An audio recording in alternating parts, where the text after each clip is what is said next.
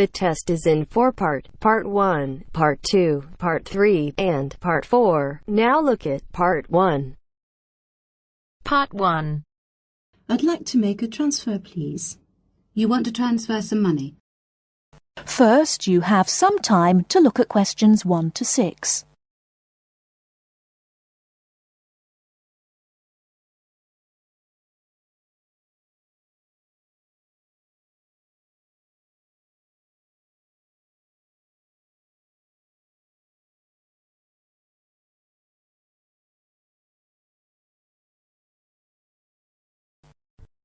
Listen carefully and answer questions 1 to 6. Good afternoon. Hello. How can I help you? I'd like to make a transfer, please. You want to transfer some money? That's fine. Let me just bring up some details. Right, here we are. Can you tell me your name, please? It's Alice Deltour. OK, and your date of birth? 20th of February 1982. Right, and for security, can I have the first letter of your password? It's B. And the 5th letter? That's F. Fine. Now, where do you want to make the transfer to and from? I'd like to send money from my current account abroad. Which country are you sending it to? To China. My boyfriend is on holiday there, and he's run out of money. Oh dear. China, OK. Now, there are several ways to do this. We can do it by credit card, by electronic transfer, by cheque or by banker's draft. I'm not sure. What's the best way? Well, that all depends. The simplest way is by cheque, really. I just write the cheque and send it. Yes, but it can be very slow and take a long time for the money to clear, between 3 to 4 weeks. How soon do you need the money to get there? I'd like it to get there in the next couple of weeks. So really, sending a cheque is going to be too slow. Yes, I think so. Let's look at electronic transfer then. This usually takes between 2 and 5 working days. That's 2 to 5 days. Working or business days. If you send it on Friday, it will get there the following Friday at the latest. I see. That's much better. Yes, but we do charge a fee for this. We charge a flat fee of £21, and on top of that, the receiving bank may charge a fee, and an agent may also charge you for transferring the money between banks. So, how much is it altogether? We can't give you an exact amount. You need to check it with the receiving bank and any agents that they use. I see. Also, you can send it in sterling or dollars from here, but there will be an additional fee depending on the exchange rate when you convert it into renminbi. So, there will be another charge too? I'm afraid so. Does it make any difference if I send it in dollars or sterling? It could make a difference according to which currency has the best exchange rate. The other difference is this. If you send dollars, the amount goes through the US clearing system.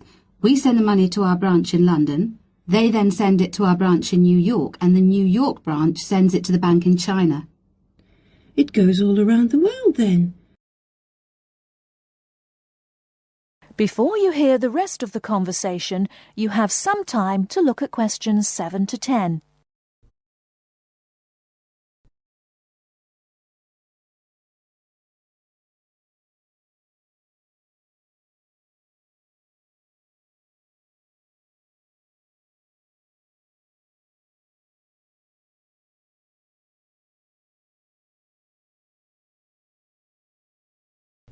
Now listen and answer questions 7 to 10.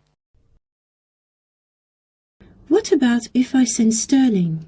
In that case, we send it to our branch in London. From there it may go directly to China, unless the bank in China has an agent in London, in which case we transfer it to the London agent, and they send the money on to China. So how do I proceed with the transfer? OK, first we'll need some details about the beneficiary from you. The who? The beneficiary. The person receiving the money. OK. What do you need to know? We'll need the full name of the beneficiary and their account number. OK. You need to tell us the name of the bank in China and the address of the branch. We also need the bank's sort code and the SWIFT number. What's a SWIFT number? Basically, it's an interbank code. It helps banks identify each other through a unique code number. OK. And that's spelt? SWIFT. SWIFT. And the final thing we need is the reason for sending the money. You need a reason from me? I just told you my boyfriend's run out of money. Well, we don't need a reason. The receiving government needs to know why the money is entering the country, and we have to be able to tell them. Okay, so from me you need the bank's name, the address of the branch, the sort code and SWIFT number, the beneficiary's name and account number, and a reason for sending the payment. Yes, that's correct. Okay, so I'll check these out and come back to you with them so we can go ahead with the transfer.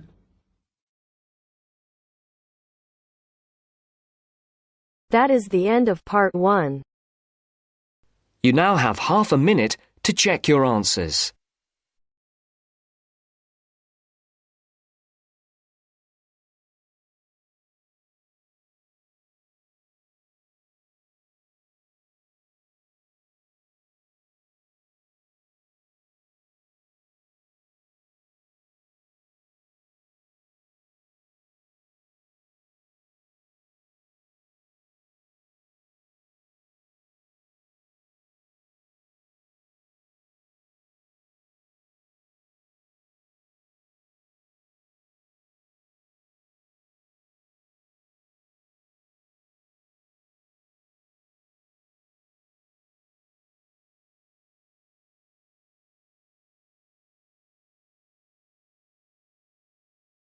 Now turns to part 2. Part 2. You are going to hear a tutor talking to a group of philosophy students. First, look at questions 11 to 13.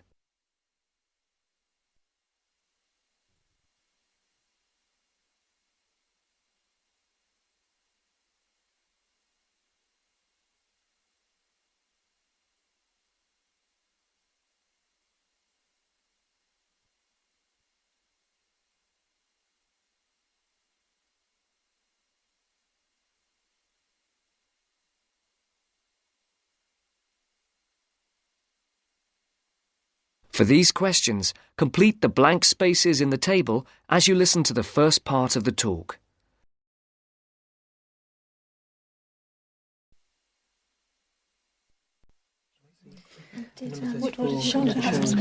Good morning, everyone. Good morning. My name is Dr. Russell, and I am your tutor for philosophy this year. I think we're all here. Let's see, 5, 6, 7, yes, that's everyone. Before we look at the 3 lectures you've had on philosophy this week, I would just like to run through a few things about what you can expect of me as tutor and what in turn we expect of you. As for myself, my function as tutor is to help you in all things relating to your work in the philosophy course. The help that I am able to give is, of course, mainly academic. For personal matters, I can refer you to other support services in the university, ranging from counselling to welfare. One thing that I would point out is that if you feel that you need to talk to someone, no matter how insignificant it is, don't leave it. Oh, and the last thing is, if you do need to make an appointment, the times are listed on the door of my room. You just write your name in a time slot. But I would point out that the appointment slots get booked up quite quickly. If it's urgent, catching me between sessions is the best idea. That way we can sort something out quickly. No questions? Before the talk continues, look at questions 14 to 20.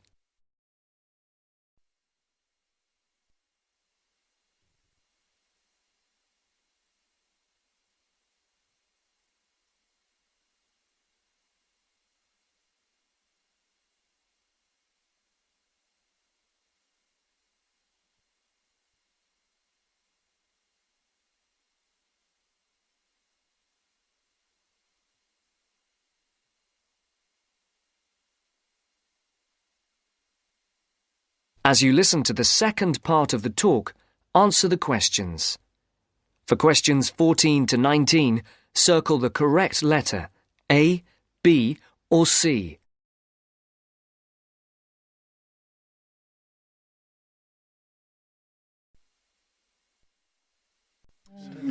OK. As regards you as students, the tutorials are voluntary. You're not obliged to attend, but you are encouraged to do so. Last year, for the first time, a register was kept of students attending lectures, and this year tutors are being asked to keep a register of tutorial attendance. This is not a formal register, and not all tutors will be doing it, but in the philosophy department, all of us have chosen to keep registers. Another point that's being emphasised this year is punctuality. When we did exit questionnaires, we found that people arriving late for tutorials and lectures was the single most annoying thing for the majority of students. I would therefore ask you to try to be on time for the tutorials, and for all your other classes for that matter. As regards the tutorials themselves, we will have a review of the philosophy lectures of the week before, with the discussion being led by one of you each week.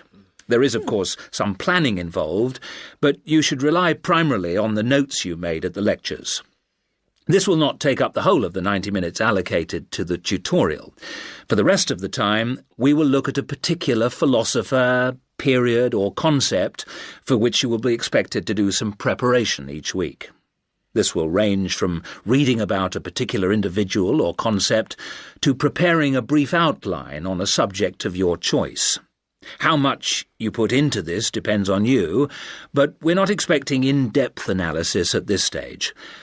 Are there any questions so far? I'd just like to ask whether the work we do in the tutorials counts towards our continuous assessment, and if so, how much? I was just coming on to that point. All the work you do in the way of essays and project work that is graded counts towards your continuous assessment grades. The mini-presentations and lecture discussions will not be graded, but obviously, as time goes on, these activities will, I hope, have an impact on your work, and hence your scores. Does that answer your question? Basically, yes. But what about... That is the end of part 2. You now have half a minute to check your answers.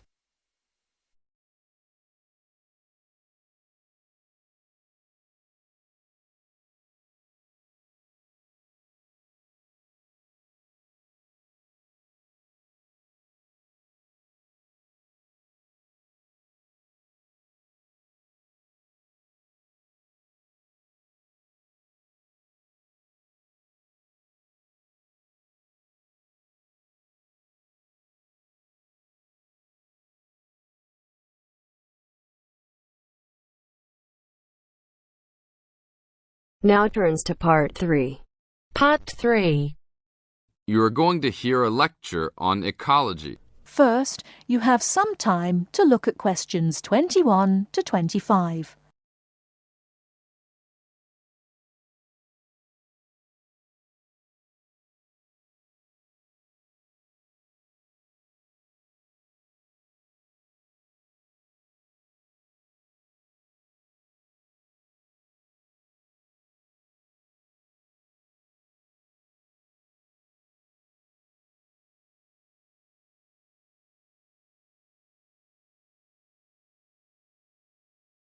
Now, listen carefully and answer questions 21 to 25.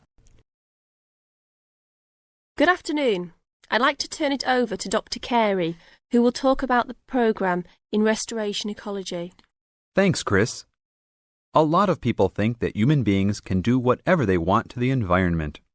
But as Aldo Leopold taught, land is a system of interdependent parts which should be regarded as a community and not a commodity.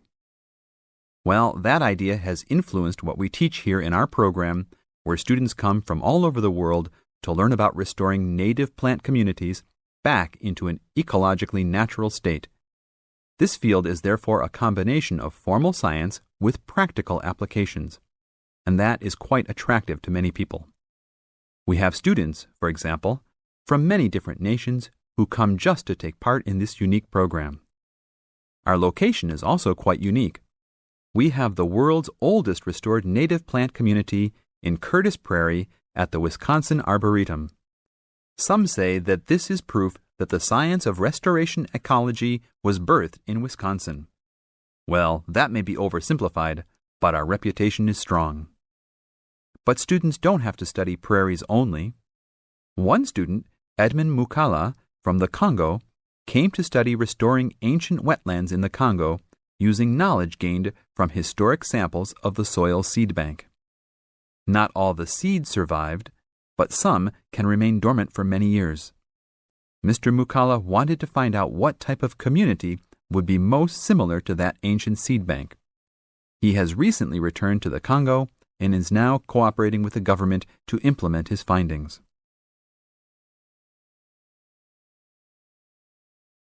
Before you hear the rest of the talk, you have some time to look at questions 26 to 30.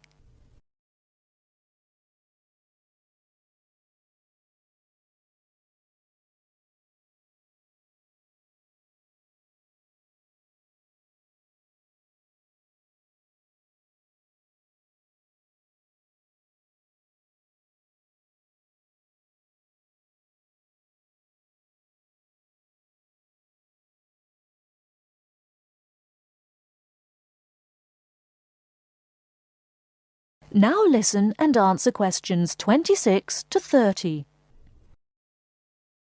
So the only prerequisite for doing research here is that it is a native plant community.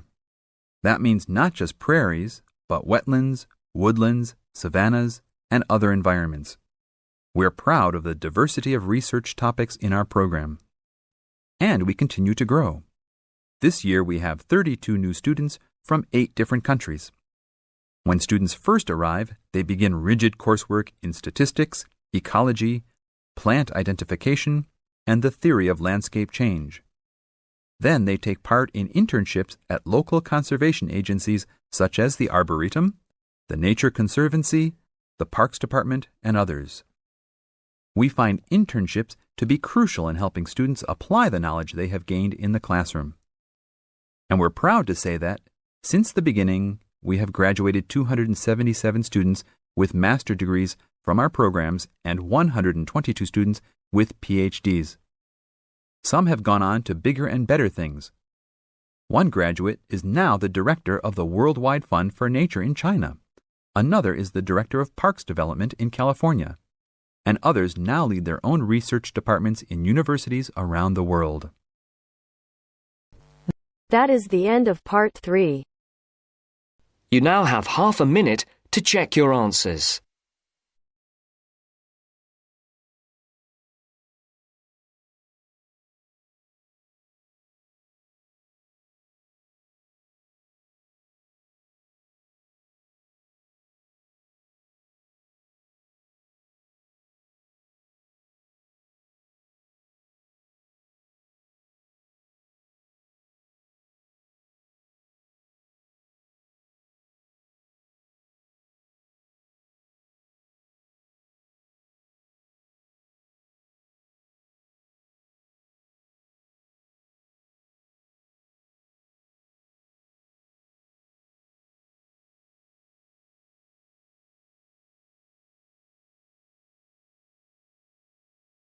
Now turns to part 4. Part 4. 9. Listen to the second part of our lecture. As you listen, complete the notes below. First, you have some time to look at questions 31 to 40.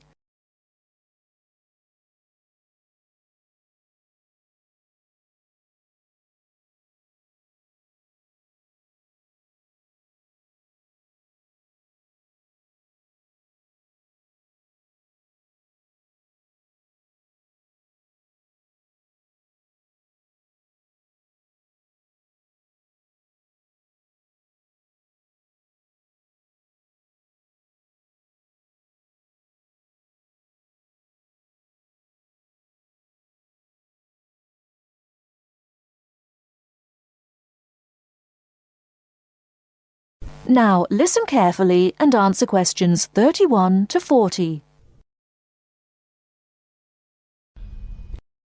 Riverdance is not just an expression of self-confidence, a kind of culturally interesting pop song.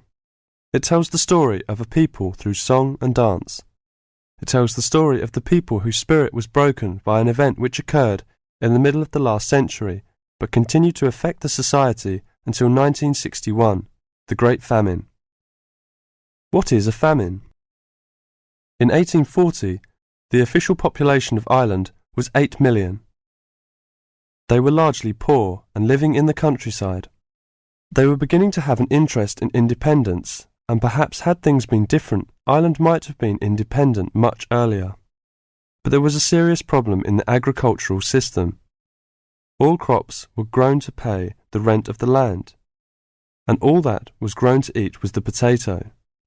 This was fine until the potato crop failed, as it did from 1845 to 1848.